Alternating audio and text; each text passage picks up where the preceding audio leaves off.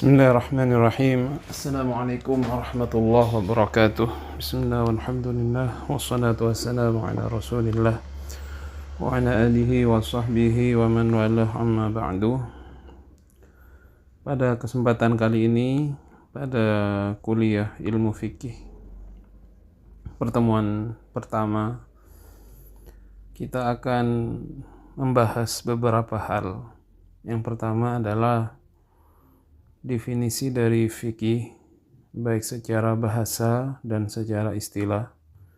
Setelah itu kita mengetahui perkembangan istilah fikih itu dari 3 fase perkembangan fikih, baik sejak dari masa Rasulullah SAW sampai masa-masa selanjutnya. Jadi setelah pemaparan kuliah ini, teman-teman akan mempunyai gambaran tentang hal-hal yang sudah saya sebutkan tadi, yaitu tentang definisi fikih, lughatan wa istilahan, definisi fikih baik secara bahasa dan istilah, juga mengenai 3 perkembangan fase ilmu atau fikih dalam Islam. Baik, panduan kuliah kita akan menggunakan kitab Madkhalul Fiqhi Al-Islami wa Usulihi yang dikarang oleh Dr. Yusuf Ahmad Muhammad Al-Badawi, terbitan pertama tahun 2007. Baik, kita langsung masuk kepada materi tentang apa itu fikih ya. Kita sering mendengarkan kalimat fikih ini, cuman mungkin kita tidak paham makna secara bahasa dan istilahnya. Maka disebutkan di sini yang pertama, fikih sendiri secara bahasa itu bisa kita pakai untuk beberapa makna ya. Yang pertama adalah ketika kita memahami sesuatu, itu disebut fikih. Jadi al-fikih itu adalah menurut bahasa adalah faham. Al-fikhu adalah al-fahmu. Fikih itu adalah faham. Nah, jadi disebutkan di sini dia mengatakan fahmu syai'i wal ilmu bihi. Jadi kita ketika mengetahui sesuatu dan kita paham, maka itu disebut fikih. Jadi fikih itu mensyaratkan 2 hal untuk pengertian pertama itu. Yang pertama adalah kita mengetahui sesuatu dan paham. Jadi fikih di bahasa Arab semuanya kembali kepada 2 makna ini, yakni makna faham ataupun makna mengetahui sesuatu. Makanya dalam firman Allah Subhanahu wa ta'ala, ketika mengabadikan doanya Nabi Musa dalam surah Thaha itu, Allah berfirman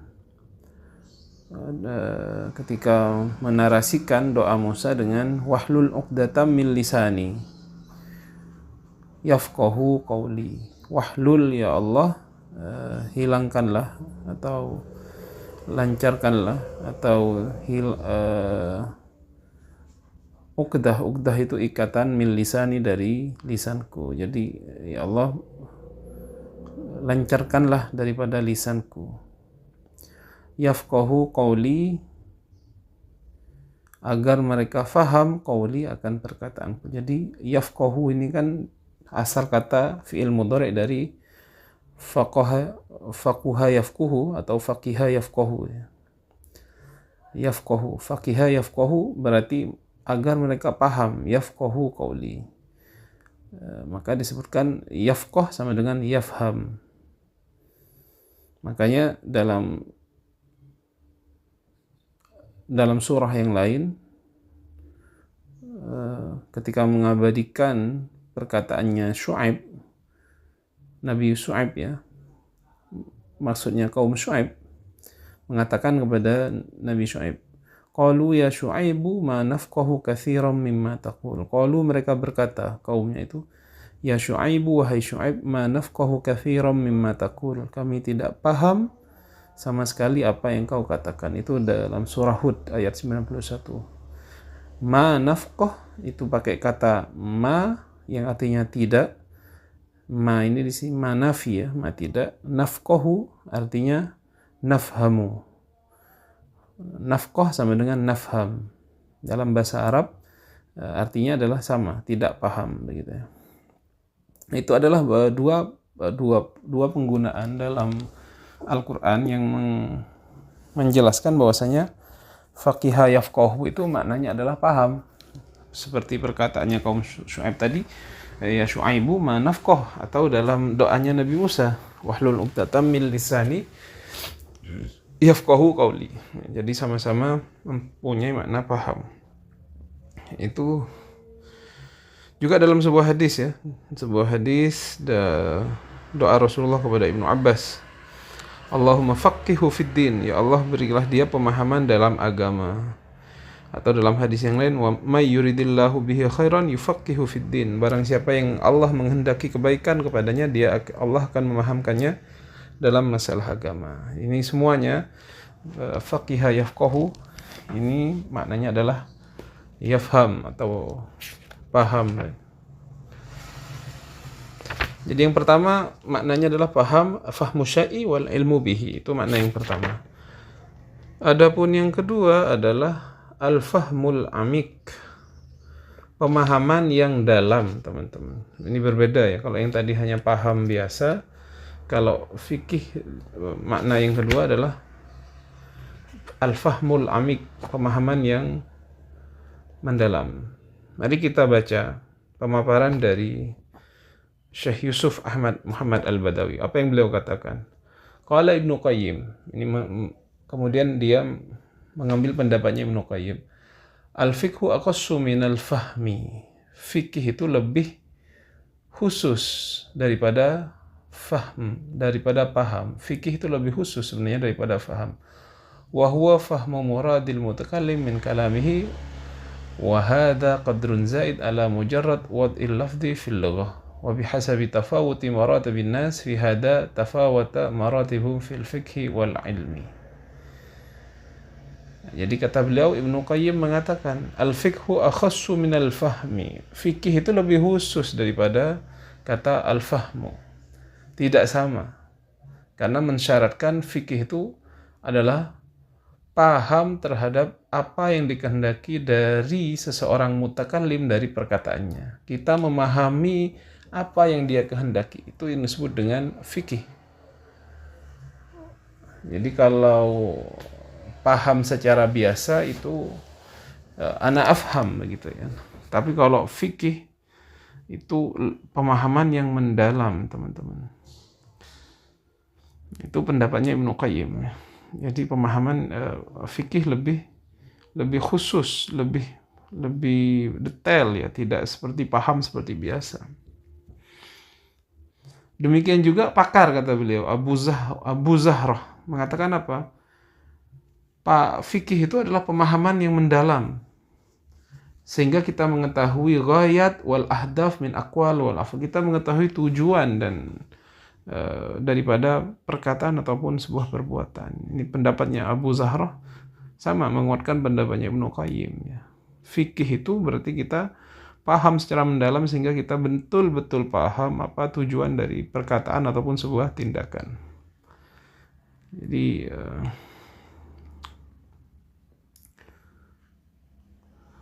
inilah dua makna dalam fikih ya yang tadi sudah kita jelaskan. Yang pertama memang dia maknanya adalah fahmu syai'i wal ilmu bihi, paham saja, paham secara biasa. Tapi yang lain mengatakan bahwasanya fikih ini lebih dalam maknanya, yaitu pemahaman yang kemudian kita mengetahui dengan detail apa maksud dari sebuah kalam ataupun sebuah tindakan, baik itu yang dikatakan oleh Ibnul Qayyim tadi ataupun Abu Zahrah begitu ya. Jadi teman-teman, sampai di sini kita sudah mempunyai gambaran apa itu fikih secara bahasa dan beberapa maknanya. Ada dua yang kita sebutkan tadi, yaitu paham secara biasa, ada yang disebut al-fahmu al-amik, paham secara mendalam. Berikutnya kita akan bahas tiga fase dalam tiga fase fikih ini.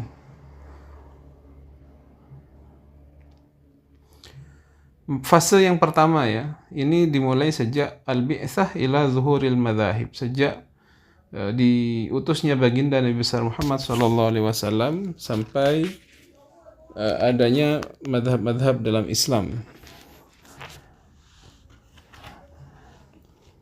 Jadi disebutkan di sini bahwasanya pada masa awal-awal Islam itu orang-orang Muslim pada waktu itu menggunakan kata fikih itu sebagai ilmu yang menyangkut ilmu agama secara keseluruhan.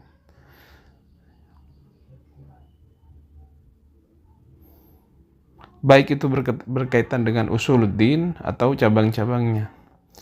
Dan itu mencakup tiga keilmuan, teman-teman ya. Jadi fikih di awal Islam itu mencakup tiga keilmuan ya, kalau kita mau rinci. Yang pertama ada ilmu kalam atau ilmu akidah yang berkaitan dengan hal-hal gaib, berkaitan kepada iman kepada Allah Ta'ala, iman kepada malaikat, iman kepada kitab, iman kepada Rasul-Rasul Allah, iman kepada hari akhir, iman kepada qada qadar. Yang semuanya itu hal-hal keimanan tadi disebut dengan a'malul qulub atau amalnya hati. Maka ilmu kalam dulu di awal-awal Islam itu disebut juga ilmu fikih. Yang kedua ya, jadi ilmu kalam dulu disebut ilmu fikih. Yang kedua ilmu fikhi wal far'iyat al-muta'alliqah bi amalil abdan. Ilmu fikih dan ilmu-ilmu cabang yang berhubungan dengan amal-amal badan, yang meliputi ibadah, muamalah, dan hukum-hukum keluarga ataupun hukum jinayah. Ini juga masuk definisi fikih. Jadi ilmu kalam itu fikih, di awal-awal Islam itu adalah fikih. Kemudian ilmu abdan ini yang mencakup ibadah, muamalah, atau yang kita kenal dengan fikih sekarang itu juga dikenal dengan fikih pada waktu itu. Artinya fikih pada zamannya sahabat ataupun di awal Islam itu mencakup ketiga ilmu ini. Belum ada pembagian menjadi ilmu kalam, ilmu fikih, ataupun ilmu akhlak. Kemudian yang ketiga itu adalah ilmu akhlak atau suluk ya, atau disebut dengan ilmu tasawuf. Maka tiga hal ini di awal Islam semuanya disebut dengan fikih. Belum ada kemudian penghususan orang yang belajar akidah disebut ilmu kalam, tidak. Dulu walaupun belajar akidah disebut ilmu agama, ilmu fikih. Belajar akhlak, tasawuf ya ilmu agama, begitu ya. Apa dalilnya kata beliau? Dalilnya adalah hadis yang sudah kita baca tadi, may yuridillahu bihi khairan yufaqihu fiddin. Barang siapa yang Allah menghendaki kebaikan kepadanya, maka Allah akan memberikan pemahaman dalam agama. Agama di sini apa? Agama di sini adalah menyangkut ilmu akidah, menyangkut ilmu fikih atau ilmu tentang ibadah dan muamalah, dan menyangkut juga tentang ilmu akhlak. Jadi fikih dulu seperti itu ya, belum kemudian menjadi terkhusus kepada ilmu-ilmu yang hanya menyangkut ibadah dan muamalah saja. Maka seorang ulama besar, pendiri madhab atau tokoh madhab Hanafi ya, muassisnya madhab Hanafi itu mempunyai kitab namanya Al-Fiqhul Akbar. Apa isi kitabnya? Adalah kitab yang membahas tentang akidah. Jadi Fiqhul Akbarnya Imam Abu Hanifah itu akidah. Nah, ini apa kata beliau di sini? Itu ini isyarat bahwasanya fikih itu ada yang Fiqhul Akbar yang membahas tentang akidah, itu disebut Fiqhul Akbar. Adapun Fiqhul Asgharnya, fikih yang kecil, Fiqhul Akbar itu kan fikih yang besar. Adapun fikih yang kecilnya apa? Adalah ilmu yang menyangkut ibadah dan muamalah itu.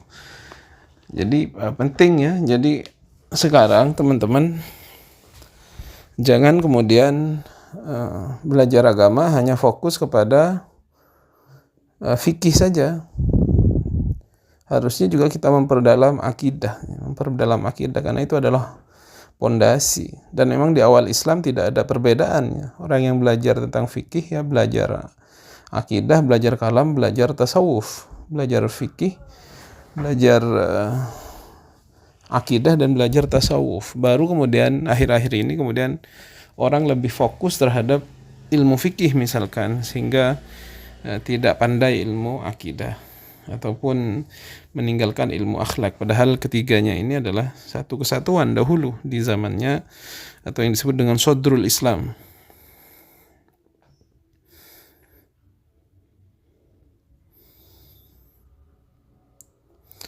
Kemudian disebutkan juga di sini pendapat Abu Hanifah tentang definisi fikih. Beliau punya definisi tentang fikih, yaitu al-fiqhu ma'rifatun nafsi ma laha wa ma 'alaiha. Ini definisi yang dibuat oleh Abu Hanifah ya.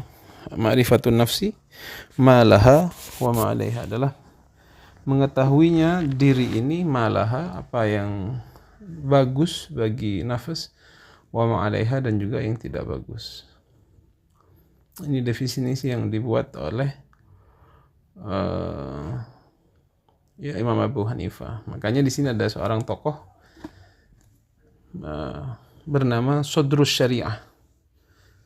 Apa kata beliau? Ismul fikhi fil asril awal kana mutlaqan ala ilmi al-akhirah wa ma'rifatu daqaiqid nufus wa ittila' ala al-akhirah wa haqaratid dunya wa lastu aqul innal fiqha lam yakun mutanawilan awalan al-fatawa wal ahkam al-zahirah.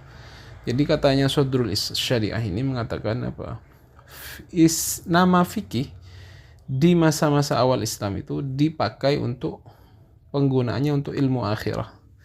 Jadi ilmu yang berkaitan dengan akhirat itu disebut ilmu fikih, atau mengetahui detail-detailnya jiwa yang sekarang kita kenal dengan ilmu tasawuf. Itu disebut dengan fikih dahulu ya. Nah, itu di masa awal ya.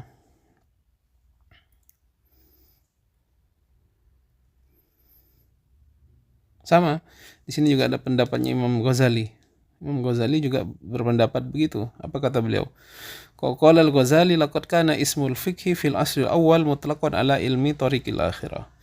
Sesungguhnya nama fikih di masa awal Islam itu dipakai, dimutlakkan untuk semua ilmu tentang tariqul akhirah wa ma'rifatu daqaiqi afati nufus wa mafsadatil a'mal, dan mengetahui detail-detailnya penyakit-penyakit jiwa, penyakit-penyakit diri, dan juga mafsadatil a'mal yang bisa mufsidatil a'mal yang bisa merusak amal, wa quwwatul ihatah bihaqaritid dunya, dan kuatnya ihatah pengetahuan bihaqaratid dunya dengan kehinaan dunia, dengan hinanya dunia, remehnya dunia, wa syiddatit tatallu ila na'imil akhirah, dan sangatnya tatallu mengetahui ila na'imil akhirah, ke nikmat-nikmatnya naim ya, nikmat-nikmatnya akhirah, wastila'il khauf 'alal qalb, dan tingginya rasa hati, tingginya rasa takut 'alal qalb di hati ya. Ini lihat bagaimana pendapatnya Imam Ghazali ya. Beliau juga menyatakan fikih di awal Islam itu dipakai untuk ilmu yang kemudian ilmu ala tariqil akhirah di sini.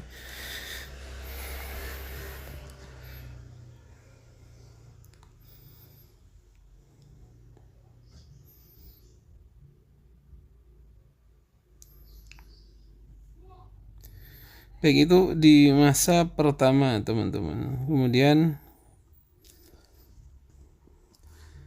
masa yang kedua atau rasani.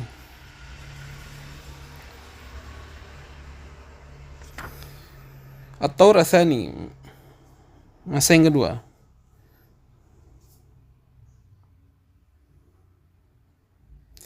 Lama bada'at al-ulum al-muta'alliqah ya. Syekh Dr. Ahmad mengatakan, Dr. Yusuf, lama bada'at al-ulum al-muta'alliqah bi ahkam syariah min aqidatin wa khulqiyatin wa amaliyatin tatamayazu an ba'diha wa tastaqil bidatiha duyiqa istilul fikhi wa inhisara fi ma yata'allaqu bil ahkamil amaliyah wa huwa al ahkam asy-syar'iyyah al amaliyah al muktasabah min adillatiha tafsiliyah ay al ahkam al amaliyah al mustanbitah bir ra'yi wal ijtihad. Kemudian di fase kedua ini, kemudian setelah ilmu itu kemudian banyak menjadi ilmu-ilmu yang menyendiri, ilmu fikih menyendiri, ilmu akidah menyendiri, ilmu akhlak menyendiri, akhirnya fikih itu kemudian terkonsentrasi kepada ilmu yang hanya membahas tentang ahkam-ahkam amaliyah, pekerjaan-pekerjaan yang bangsa amali yang diambil dari dalil-dalil yang terperinci. Ini mulai masuk kepada ini ya, fikih yang kita kenal pada zaman sekarang. Kemudian faqad kharaja minhu al-ahkam al-i'tiqadiyah wal akhlaqiyah, dan dikeluarkan dari fikih itu hukum-hukum yang bersifat i'tiqad, keyakinan hati, wal akhlaqiyah, dan akhlak. Jadi yang fikih ini sudah tidak mempelajari lagi tentang ilmu tasawuf dan ilmu akidah. Ini pada fase kedua. Jadi mulai menyendiri.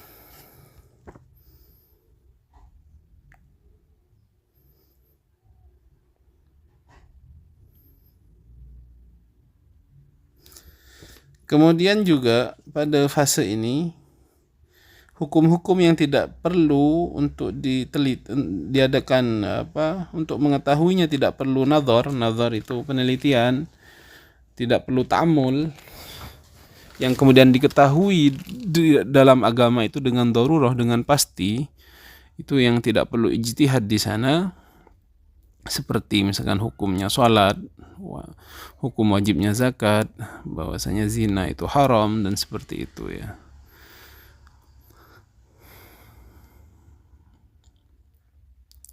Jadi itu sudah di fase kedua ini juga fikih sudah tidak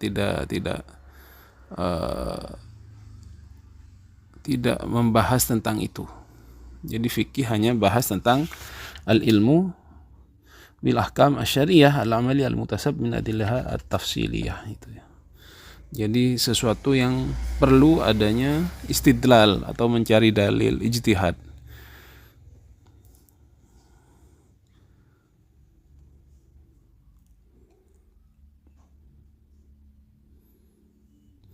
Kadzalika kharaja al-muqallidun min zamratil fuqaha wal ulama lianna ilmahum ghairu muktasab min tariqin nazar wal istidlal kama la yusamma ilmuhum bil ahkam fiqhan.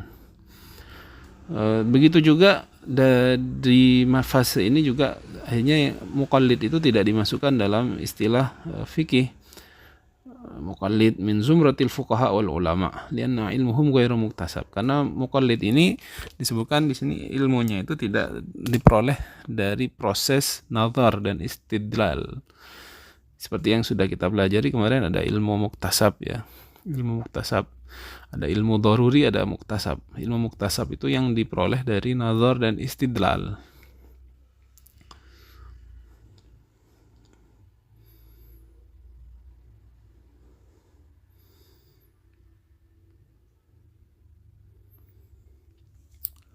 Baik, itu di fase kedua teman-teman. Kemudian di fase ketiga ini, kemudian fikih kemudian menjadi yang seperti yang kita kenal. Sebutkan di sini ya.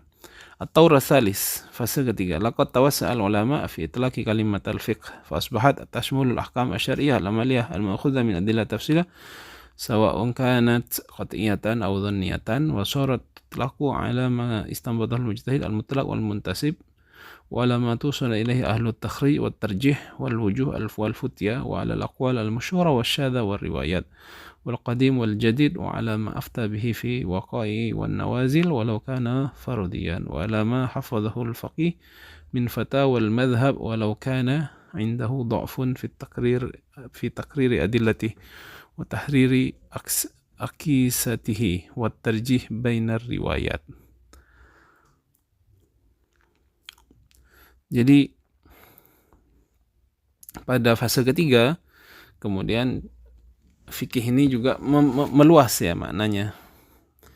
Disebutkan di sini fa asbahat tashmul ahkam asy-syariah al-ilmiyah mu'khadha min adillah tafsiliyah, sama meliputi hukum-hukum syariat yang diambil dari dalil-dalil yang terperinci, baik itu qat'i ataupun dunni, dan juga dipakai segala hal yang diistimbatkan oleh seorang mujtahid mutlak ataupun mujtahid muntasib, ataupun sesuatu yang dikeluarkan oleh para ahli takhrij atau tarjih, atau orang-orang yang kemudian mengeluarkan fatwa, baik itu perkataan yang masyhur, perkataan yang syadz, yang janggal, ataupun riwayat-riwayat lain, baik itu sesuatu yang qadim, sesuatu yang jadid, sesuatu yang baru, atau sesuatu yang lama, dan juga segala sesuatu yang difatwakan terhadap sesuatu yang berdasarkan kejadian-kejadian pada waktu itu. Jadi pada fase ketiga ini sudah berkembang, teman-teman ya. Jadi fikih itu kemudian berkembang kepada ilmu yang sudah kita sebutkan tadi itu. Tidak hanya al-ilmu bil ahkam asy-syariah al-amaliyah al-muktasab min adillah tafsiliyah, juga berkaitan dengan fatwa, berkaitan dengan ijtihadnya seorang mujtahid mutlak ataupun juga mujtahid muntasib, ataupun bagaimana seorang itu ketika mentakhrij sebuah riwayat, ketika mentarjih sebuah pendapat atau sebuah fatwa, itu juga kemudian dimasukkan dalam fikih. Nah, jadi menarik di sini ya. Jadi fikih itu perkembangannya sangat dinamis, yang awalnya meliputi seluruh keilmuan agama pada fase awal, kemudian fase kedua, kemudian seperti yang kita kenal sekarang, al-ilmu bil ahkam syar'iyyah al-amaliyah al-muktasab min adillatiha tafsiliyah. Kemudian pada fase ketiga malah meluas lagi ya, berkaitan semua hal yang berkaitan dengan fatwa, berkaitan dengan tarjih, berkaitan dengan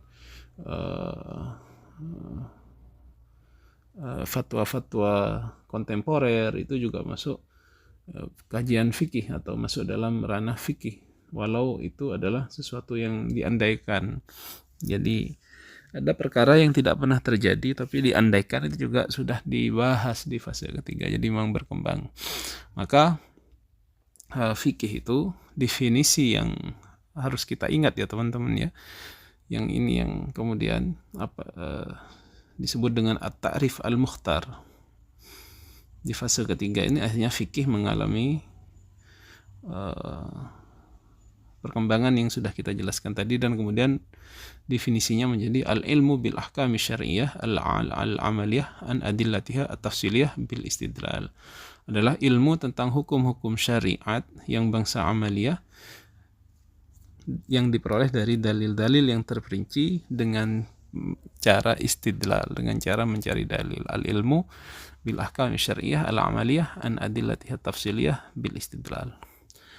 Jadi begitu teman-teman, sudah kita jelaskan tadi makna fikih secara bahasa dan secara istilah ya. Secara bahasa kita sebutkan tadi ada dua makna, yaitu al-fahmu bisyai'i dan juga al-fahmul amik. Dan juga kita sudah jelaskan 3 fase perkembangan fikih, dimulai sejak fase awal Sadrul Islam, di mana fikih itu masih mencakup ilmu akidah, ilmu akhlak, dan ilmu tasawuf.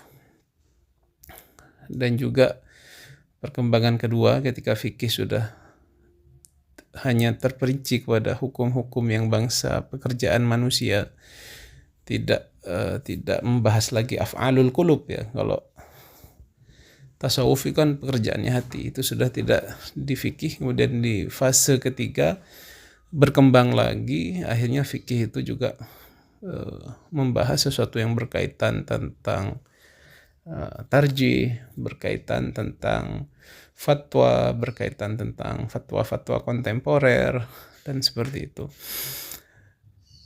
Baik, itu yang bisa saya sampaikan dari kuliah fikih kita atau ilmu fikih kita. Mudah-mudahan bermanfaat. Kalau ada pertanyaan bisa ditulis di kolom komentar. Wassalamualaikum warahmatullahi wabarakatuh.